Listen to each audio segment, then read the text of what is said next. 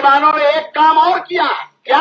अब तुम्हारे घर के सारे नाम एक जगह नहीं रखे हैं। पहले वोटर लिस्ट हुआ करती थी तो घर के मुखिया के साथ सबका नाम एक तरफ से होता था। अब बेईमानों ने क्या किया कि आप ढूंढते रहोगे, महतारी का नाम कहीं और, पत्नी का नाम कहीं और, बहुरिया का कहीं और, बेटवा का कहीं और, ताकि आप वोटर लिस्ट को खाली ढूंढते रहो, परेशान होते रहो, हैरान होते रहो। इन बेईमानों को हम अच्छी तरह से जानते हैं। ये साजिश रची है भारतीय जनता पार्टी के लोगों ने गरीब किसान मजदूरों का वोट काटने के लिए। और बेईमान कह रहे हैं कि पाकिस्तानी आ गए, कैसा राष्ट्र बनाने जा रहे हैं? नकली हिंदू राष्ट्र। क्या कह रहे हैं? नकली हिंदू राष्ट्र क्या होता है? जहाँ पर आपको चारपाई पर बैठना न दिया जाए, जहाँ पर आप अगर कुछ मजदूरी मांग रहे तो आपको मारा जाए। और कह रहे हैं हम हिंदू राष्ट्र बना रहे हैं। किसान अगर कर्जा ले ले तो उसका माफ नहीं किया, लेकिन इस देश के बड़े बड़े पूंजीपति, बड़े बड़े धन्ना से लोगों ने क्या किया कि भाजपा सरकार ने उनका 30 लाख करोड़ रुपया कर्जा माफ कर दिया। तुम्हारे बाप का पैसा है क्या कि जिसका चाहो उसका माफ कर दोगे, जिसका चाहोगे नहीं माफ करोगे? लेकिन इस देश में काम करने वाला जो भूखा नंगा प्यासा इस देश में काम करता है उसका वोटर लिस्ट में नाम नहीं आना चाहिए। मेरे मित्रों, मैं आप सबसे हाथ जोड़ करके विनती करने आया हूं, इस 6 तारीख तक वोटर लिस्ट अगर आपके पास नहीं पहुंची हो तो मैं निर्मल जी से कह दूंगा, यहां पर बैठे हुए सारे नेताओं से कह दूंगा, वोटर लिस्ट में भिजवा दूंगा। एक एक वोटर लिस्ट में अपना नाम चेक करो, अपना देखो, अपने परिवार का देखो, अपने मुखिया का देखो, अपने पड़ोसी का देखो। मेरे मित्रों, इन बेईमानों ने एक काम और किया है। क्या? अब तुम्हारे घर के सारे नाम एक जगह नहीं रखे हैं। पहले वोटर लिस्ट हुआ करती थी तो घर के मुखिया के साथ सबका नाम एक तरफ से होता था। अब बेईमानों ने क्या किया कि आप ढूंढते रहोगे, महतारी का नाम कहीं और, पत्नी का नाम कहीं और, बहुरिया का कहीं और, बेटवा का कहीं और, ताकि आप वोटर लिस्ट को खाली ढूंढते रहो, परेशान होते रहो, हैरान होते रहो। इन बेईमानों को हम अच्छी तरह से जानते हैं। पहले वोटर लिस्ट होती थी तो एक घर मकान के बाद दूसरा मिल जाता था। घर में अगर 5 सदस्य तो 5 का नाम सीरियल से। अब एक का नाम मिलेगा, दूसरे का है नहीं। आप ढूंढते क्योंकि ये चाहते हैं, हर बूथ पर ये चाहते हैं कि 100 वोट कम हो जाए। इन बेईमानों ने क्या साजिश रची? हर बूथ पर 100 वोट अगर कट जाए, ये साजिश रची है भारतीय जनता पार्टी के लोगों ने गरीब किसान मजदूरों का वोट काटने के लिए। और बेईमान कह रहे हैं कि पाकिस्तानी आ गए, नाम काट रहे हैं राम भरोसे का, रामदीन के रहू घसीटे चैतू मगरू का, फूल कली कलावती महिका का, और कह रहे हैं कि पाकिस्तानी आ गए, बांग्लादेशी आ गए हैं, रोहनिया के लोग आ गए हैं। कहाँ से ढूंढ के लाते? इन बेईमानों को ठीक करने के लिए मेरे मित्रों, हमको आपको एकजुट होना पड़ेगा। अगर हम आप एकजुट नहीं हुए तो ये आने वाली पीढ़ियां हमको आपको कभी माफ नहीं करेंगी। मेरे मित्रों, एक दूसरी बात करने के लिए मैं आपके बीच में आया हूं। दूसरी बात क्या है?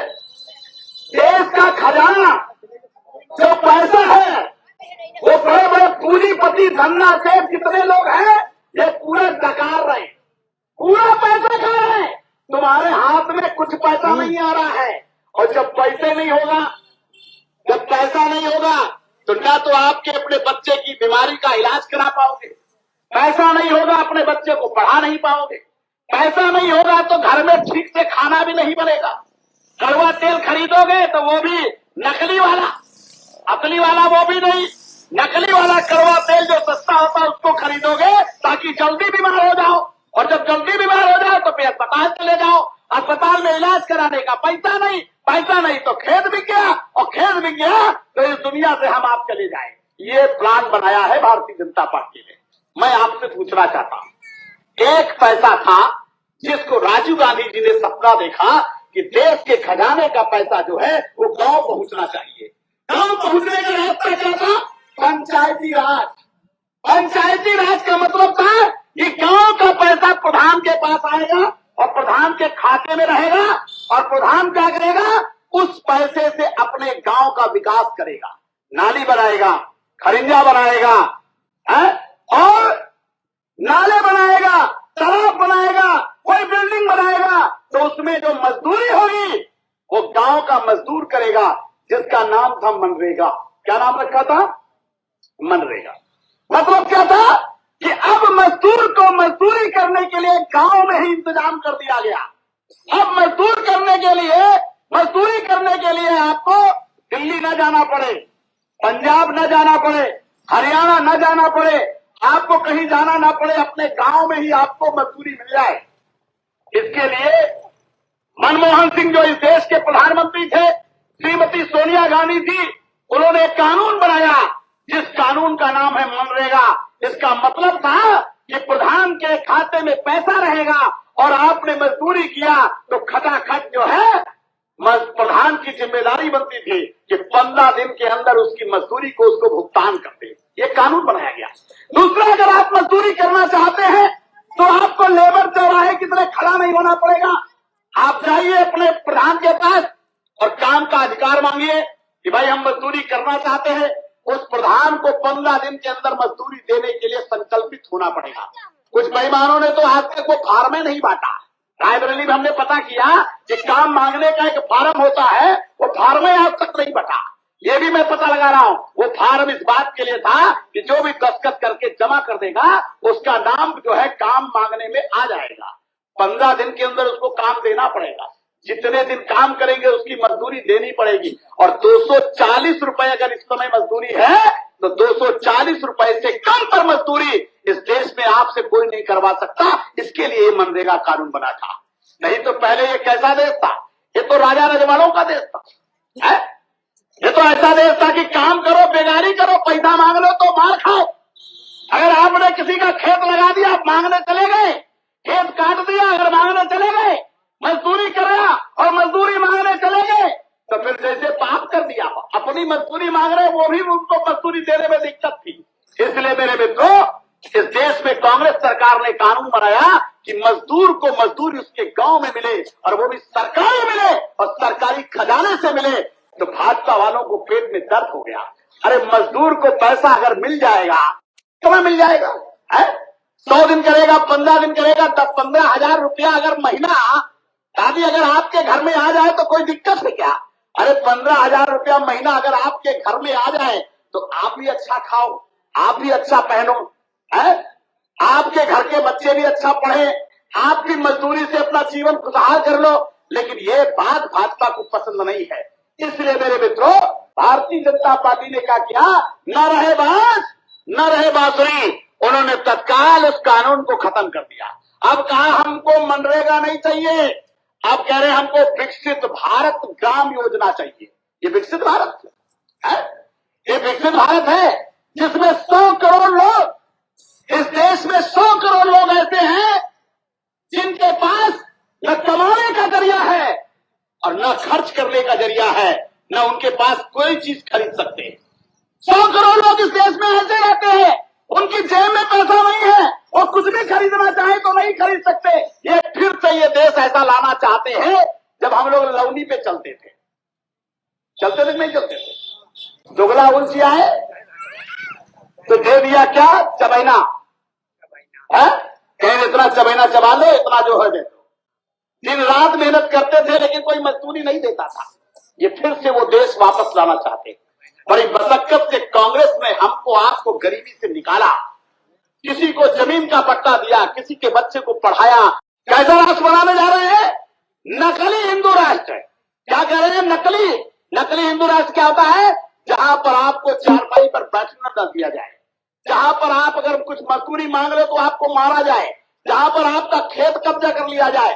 ये बेईमान पूरे रायबरेली में आप देख लो, अगर कहीं सुरक्षित सीट हो जाए तो ये बेईमान सुरक्षित सीट को भी असुरक्षित कर देते हैं। उसमें भी अपना जेब का आदमी ढूंढते हैं। निर्मल जी, कभी सुरक्षित सीट है तो लड़िएगा, आपको पता चलेगा।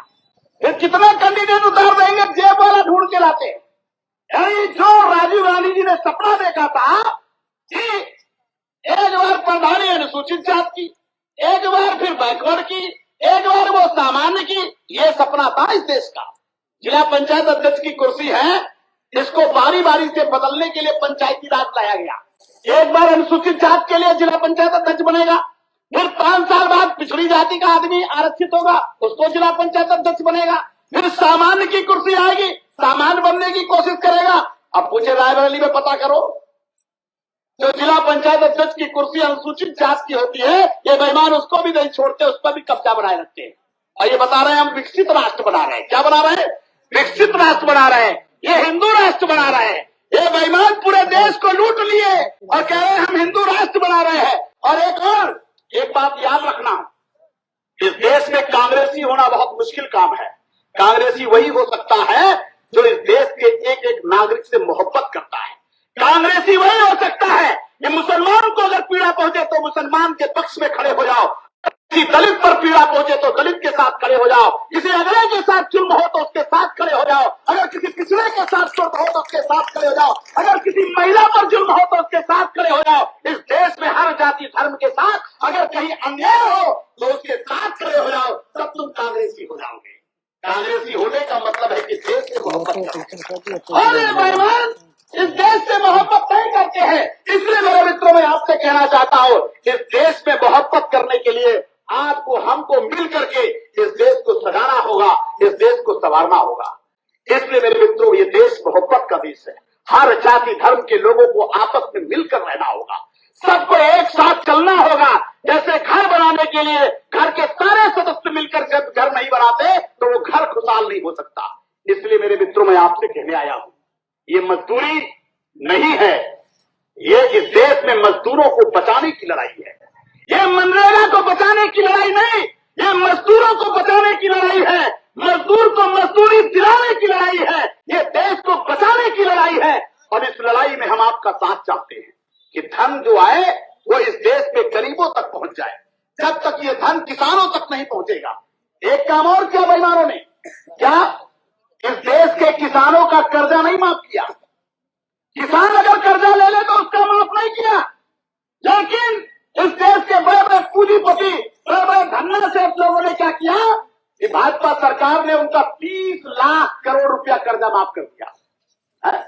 अरे भाई, उनका क्यों कर्जा माफ कर दिया? अगर उनका माफ किया तो हमारा भी माफ करो। गलत कह रहे? तुम्हारे बाप का पैसा है क्या कि जिसका चाहो उसका माफ कर दोगे, जिसका चाहोगे नहीं माफ करोगे? अगर तुमने इस देश के पूंजीपतियों का, इस देश के उद्योगपतियों का 30 लाख करोड़ रुपया अगर कर्जा माफ किया तो तुमको इस देश के गरीब मजदूर, किसान, नौजवानों का भी कर्जा माफ करना पड़ेगा। और जब तक नहीं माफ करोगे ईद से ईद बजा दी जाएगी। क्योंकि ये काम कांग्रेस ने किया है। 72,000 करोड़ रुपया मनमोहन सिंह ने जो है, जब देश में कांग्रेस की सरकार थी, जब देश के प्रधानमंत्री थे, तो कांग्रेस ने इस देश के किसानों का कर्जा माफ कर दिया था। इसलिए मेरे मित्रों, मैं आपसे कहने आया हूं कि आइए हम सब मिल करके इस देश को बचाने के लिए हम आप सब लोग मिलकर एकजुट हो जाएं। अगर हम आप एकजुट नहीं होंगे तो ये देश, ये जो हमारी बगिया है, इनको लोग लूटने के लिए लग गए। ये देश का खजाना लूट रहे हैं। और हमको आपको क्या बता रहे हैं कि हम तुमको 5 किलो राशन तो दे रहे हैं। कैसे नहीं कहते? ये बेईमान कह रहे हैं 5 किलो राशन तुमको फ्री दे रहा है। ये 5 किलो राशन पहले एक यूनिट पर 35 किलो मिलता था कि नहीं मिलता था? अब एक यूनिट पर 5 किलो देते हैं। पहले अगर आप राशन लेते थे तो सोनिया गांधी, मनमोहन सिंह फ्री नहीं कहते थे, कहते थे 1 रुपया किलो आपको मिल जाएगा। 1 रुपया लेते थे, नहीं लेते थे? 2 रुपया लेते थे, 1.5 रुपया लेते थे, इससे ज्यादा तो नहीं लेते थे ना। जितने लोग इसके 2014 से पहले राशन लिए होंगे, कितना का लिए? 1 रुपए का, 2 रुपए का। कोई कोटेदार बैठा है, कोटेदार जानता होगा, 1 रुपया, 2 रुपया। अरे जब 5 किलो राशन दिया तो अगर 2 रुपया यूनिट के हिसाब से हुआ तो 5 दूनी 10 रुपया। माफ कितना किया? 10 रुपया। कितना माफ किया? 10 रुपया केवल माफ किया। और बेईमान पूरे देश में हल्ला मचा रहे कि हम तुमको फ्री राशन दे दिए। राशन किया केवल 10 रुपया माफ, और तुम्हारी जेब से 10 रुपया के बदले धक्का तुमसे पैसा वसूल रहा है। पहले गैस सिलेंडर 400 रुपए में, अब ले रहा 900 रुपया। दे रख नहीं रहा है। लेकिन मातारी बहनी, आपको लोग कम नहीं ना, फ्री मिला तो अपने यहाँ पर नंबर लगा दिया, कहा तुमको हम फ्री गैस दे रहे हैं। अब तुमको पता नहीं कि वो फ्री गैस योजना नहीं थी, उसका नाम रखा था उज्ज्वला गैस योजना। वो फ्री योजना नहीं थी, वो छुच्छा गैस सिलेंडर था। वो लोहे के गुजरात और महाराष्ट्र में बच गए थे। वो गुजरात में, महाराष्ट्र में गैस की पाइप लग गई, अब वो लोहे का छुच्छा सिलेंडर बच गया। तो गैस पाइप जब लग गई तो सिलेंडर छुच्छा हो गया। वो लोहे के सिलेंडर तुमको फ्री के नाम पर दे दिया, अब तुम फ्री के नाम पर नंबर लगा दिया है। रामकली और चली गई, कहीं फ्री मिल रहा है। अब वो गैस सिलेंडर ले आए, चूल्हा ले आए, कनेक्शन ले आए।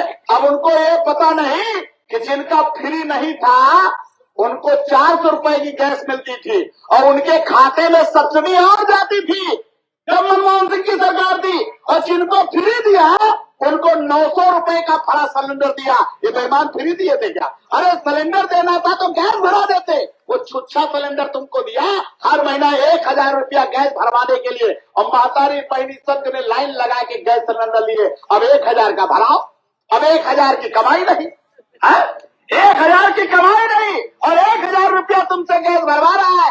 और मेरे मित्रों, आपको केवल वो 5 किलो राशन 10 रुपया का, कितने का?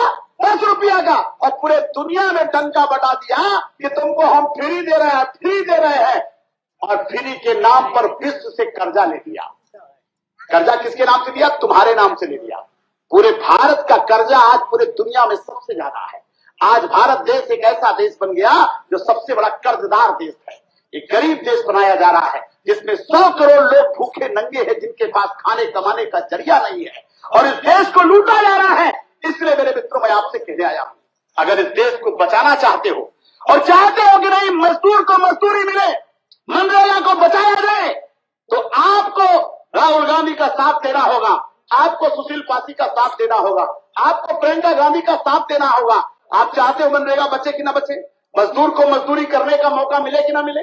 कितने लोग चाहते हैं ईमानदारी से हाथ उठाओ कि मनरेगा बचना चाहिए? हमारे कहने से हाथ ना उठाना, अपने मन से।